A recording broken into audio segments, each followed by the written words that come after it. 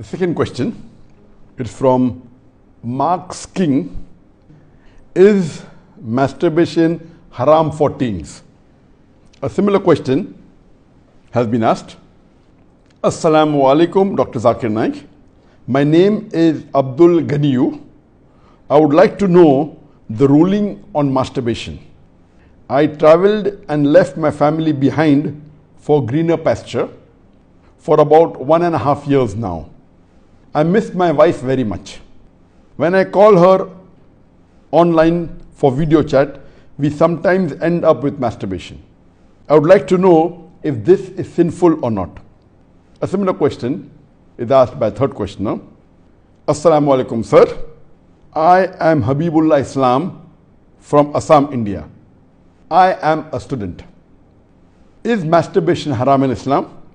I do this and later I regret. I do tawbah, but after some days I do it again. I can't find the solution to this problem.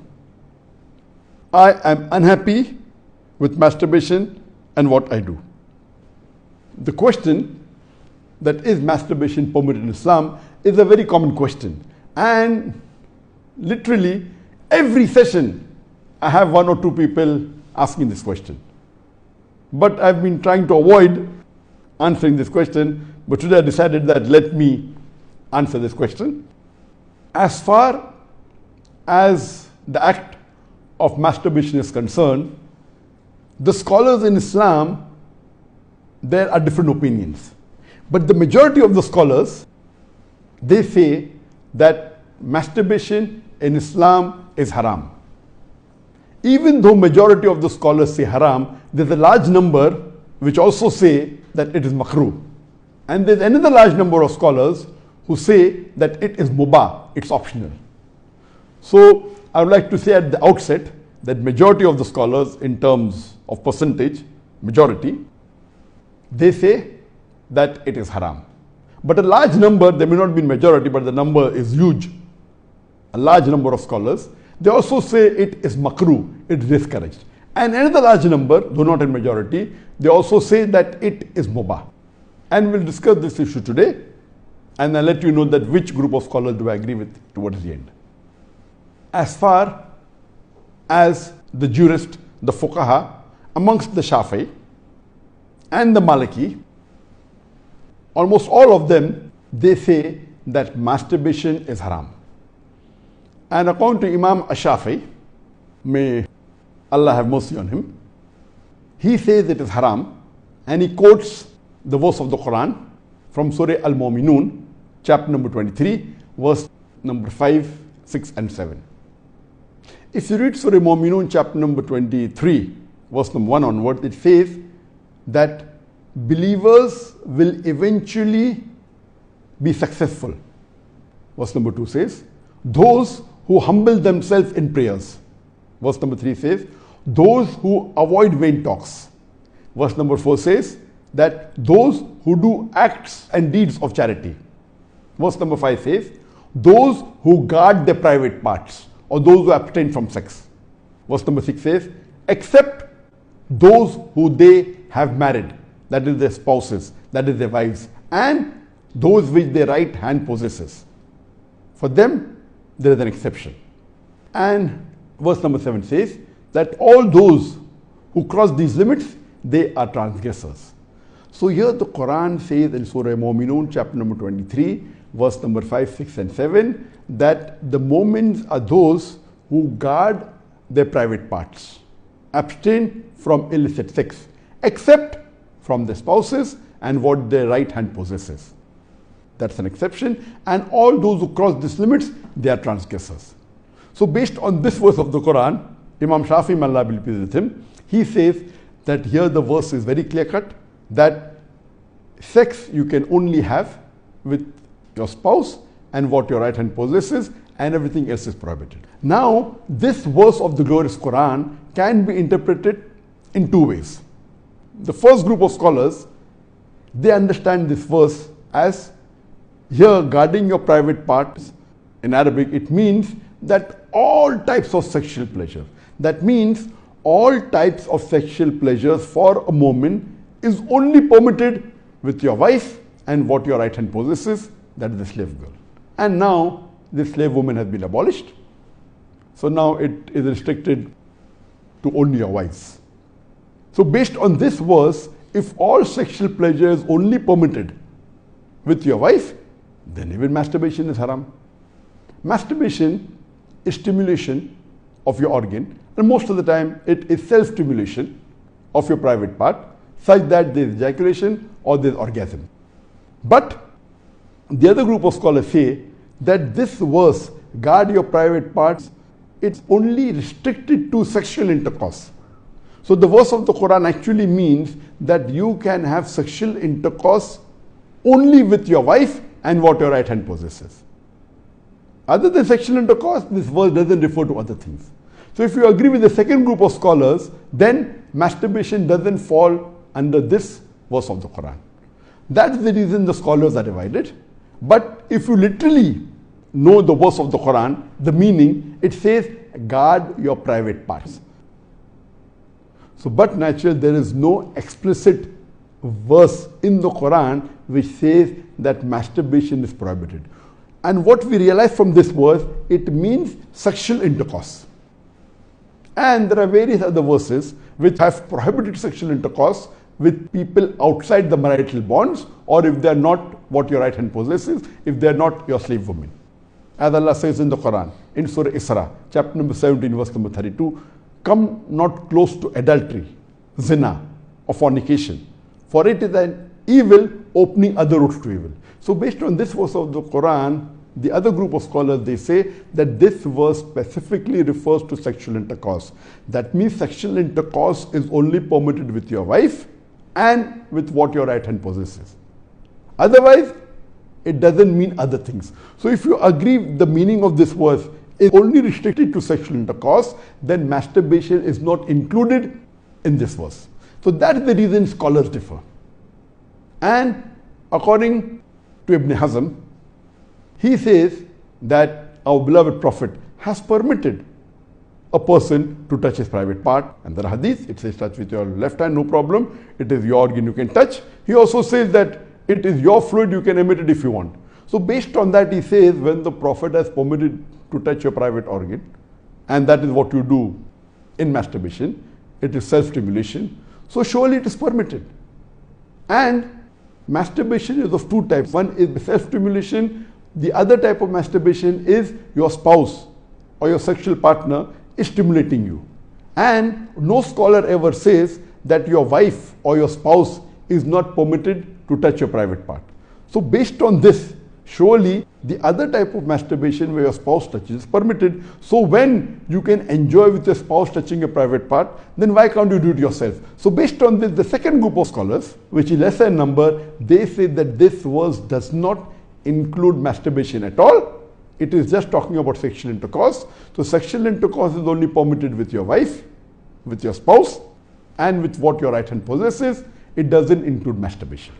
So that's how the scholars differ.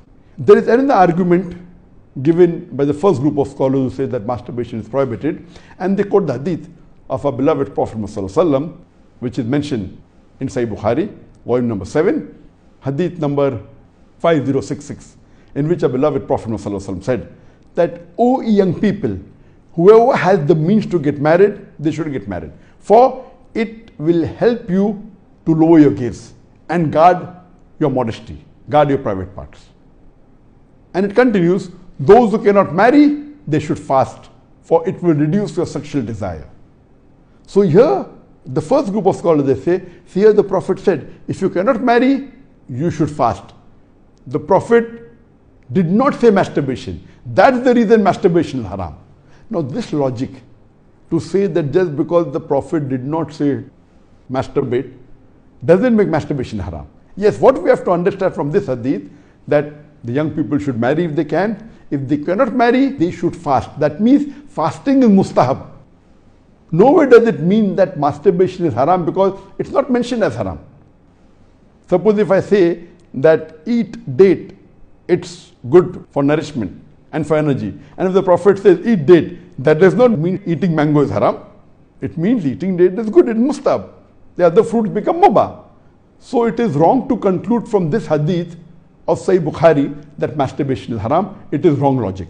Because for haram, there should be strong evidence from the Quran or from Sahih hadith. So based on this, the second group of scholars who say it is not haram, they say there is no text at all anywhere in the Quran. This is the only verse which the scholars quote of Surah Mu'minun, chapter number 23, verse number 5 to 7, which they say it doesn't include masturbation. There is no clear-cut evidence. It only speaks about sexual intercourse. And there is no Sahih hadith prohibiting masturbation. There are some daif and mawdu hadith which say masturbation is prohibited, but that is not good enough for evidence. So we come to the second group of scholars and we'll discuss what they say. They believe that masturbation is makrooh. Amongst them is Ibn Abbas, may Allah be pleased with him, who was the companion of the Prophet. There is a person who comes to him and says that I have been masturbating. He says that masturbation is better than fornication. Marriage is better than masturbation. That means the call, the verdict of Ibn Abbas, may Allah be pleased with him, who was a close companion of the Prophet Muhammad, according to him, marriage is better than masturbation, masturbation is better than fornication. Indirectly it means that surely masturbation is permitted, but it is makrooh. The best is marriage. If you cannot marry, then masturbate, because it will prevent you from fornication. So based on this, the second group of scholars who say masturbation is permitted but comes in the makrooh category is Imam Ahmad ibn Hanbal. He is of the opinion that masturbation should not be done, but if you're going to do fornication, then you can do masturbation, and he puts it in the makrooh category. So the Hanbali school of thought, most of them, they say that masturbation comes under the makrooh category. That means it's discouraged. And this is also said by Mujahid. He says that masturbation, it should be avoided, but if it's done to prevent fornication or zina, it is permitted. This is the view even of Ibn Hazm, that Ibn Hazm says that masturbation is makrooh, it's discouraged, but if you're going to involve in fornication, then better do masturbation, it is permitted in such cases. And he says that though masturbation is permitted, it is not amongst the deeds of the noble people. It's not the deeds of nobility. That was his saying, Ibn Hazm. That means the noble people normally don't do it, so it is discouraged. So that is the reason this group of scholars put it in the makrooh category. There are many other scholars in this category. Time will not permit to discuss that. The third group of scholars, they put in the mubah category. The students of Ibn Abbas, some of the students, they understood that Ibn Abbas has put masturbation in the makrooh category, and even they say it is makrooh. But the other group of students of Ibn Abbas, may Allah be pleased with him, they said that it is mubah, permitted, without any condition. Amongst them, we have Jafar bin Said. He was a tabain, may Allah have mercy on him, and he was a student of Ibn Abbas, may Allah be pleased with him, and his opinion is that masturbation is permitted, there is no harm at all in doing, it is mubah, there is no sin, under normal circumstances permitted. There is another tabain by the name of Amr bin Dinar. According to him also, masturbation is permitted, there is no restriction, it comes under the mubah category. If you want to do it, do it. If you don't want to do it, don't do it. It is in the mubah category. Even the famous scholar Imam Shawkani, he's very famous, just 150, 200 years back he was there. And according to him also, masturbation is mubah. It is permitted. It is optional. If you want to do it, do it. There is no sin. If you don't do it also, there is no problem. It is under the mubah category. And even according to Bardawi, he says that masturbation is makrooh, but depending upon the situation, if it causes you trouble, it comes under the Haraam category. And he also goes on to say that if you fear you will do fornication, masturbation becomes fardh. That's his opinion. So here you have three groups of scholars. One group which is a majority saying it is haram, based on the verse of Surah Mu'minun, chapter number 23, verse number 5 to 7. Whereas the second group of scholars say it is makrooh, it's discouraged.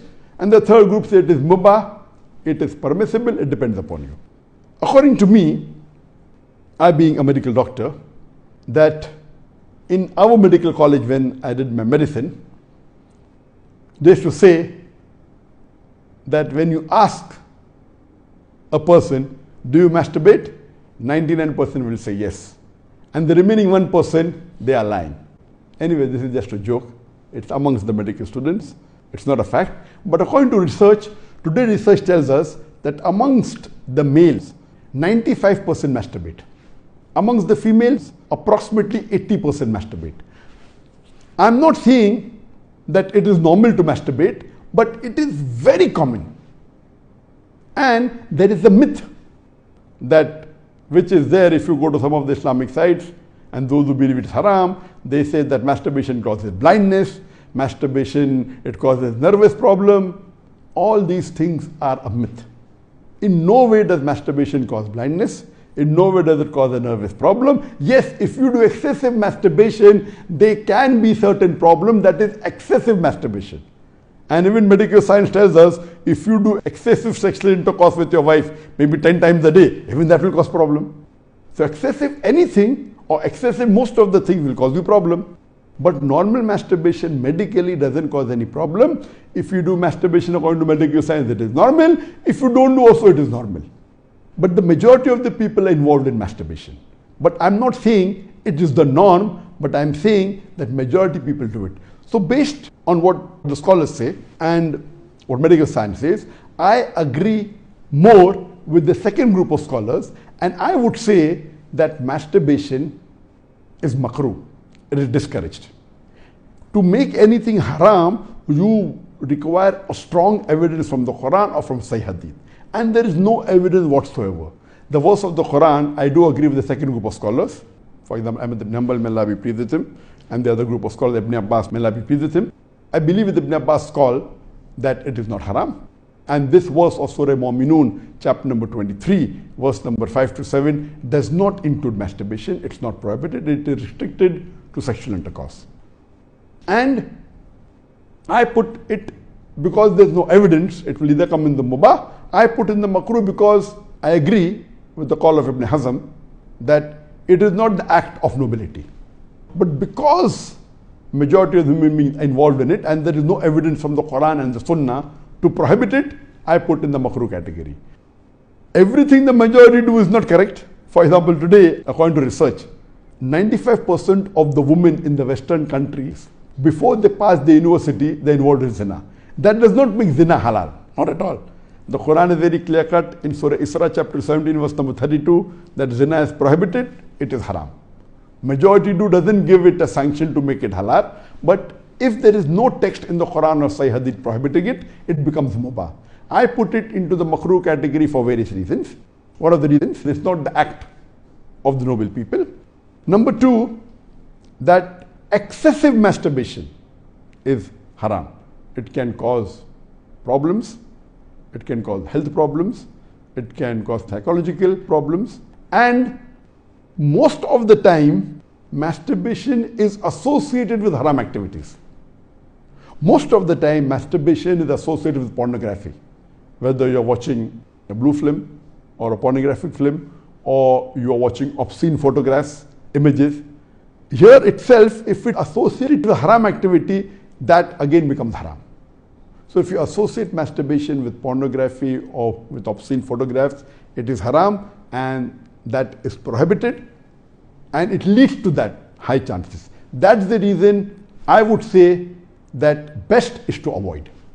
But if you cannot marry for various reasons that we have, so the best would be you fast, as was recommended by beloved Prophet in Sahih Bukhari, volume number 7, hadith number 5066, that, O young people, whoever has the means to get married, they should get married. For it will help you to lower your gaze and guard your modesty.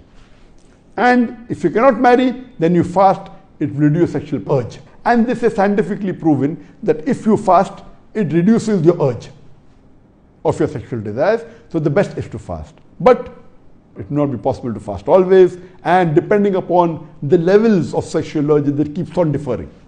So based on this, the mustahab is to fast. But if you cannot, or if that's not sufficient to suppress your desire, and if you have to masturbate, it is permitted. It is not a sin. There is no evidence anywhere in the Quran or Sahih Hadith which says that if you masturbate, you get a punishment.